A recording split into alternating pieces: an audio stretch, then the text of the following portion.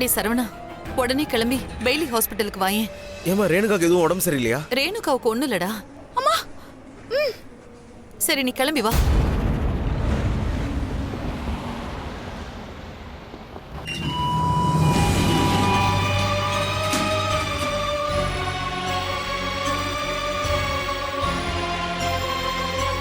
மா சரவணா, என்னாச்சுமா? எதுக்கு ஹாஸ்பிட்டலுக்கு வர சொன்னீங்க? ரேணுகா நல்லா தானே இருக்க? எனக்கு ஒண்ணும் இல்லைண்ணே. ஈஸ்வரி இருக்காங்கல்ல, அவங்களுக்கு தான் அடிபட்டுருச்சு. எந்த ஈஸ்வரி? நல்லா இருக்கு போ. அவங்க வீடு வரைக்கும் போய் தங்கி இருந்து விருந்தெல்லாம் சாப்பிட்டுட்டு யாருன்னு கேக்குறியானே? இவ ஒருத்தி சும்மா ரெடி.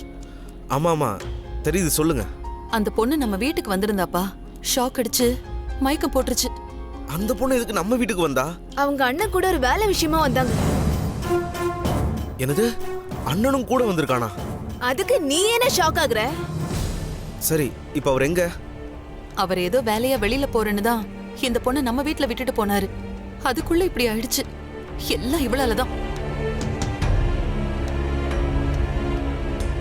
வரது அயன் பாக்ஸ் ஆஃப் பண்ணிட்டு வர வேண்டியதானே? அவங்க தான் கேட்டாங்க. சரி சரி, இப்ப அந்த பொண்ணு எப்படி இருக்கு? தெரியல, டாக்டர் பாத்துட்டு போயிருக்காங்க. ஆனா பயப்படுற அளவுக்கு எதுவும் இருக்காதுன்னு தான் நர்ஸ் சொல்லிட்டு போயிருக்காங்க. இருக்கிற டென்ஷன்ல இது வேற.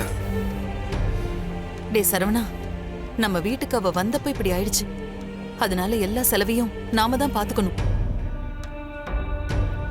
உங்ககிட்ட பணம் இருக்குல்ல? என்னது? பணம் இருக்கா இல்லையா?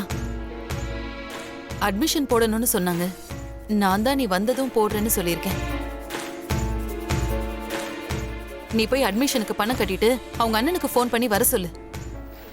என்ன சரவணா நின்னுட்டு இருக்க? போ. போறேன்.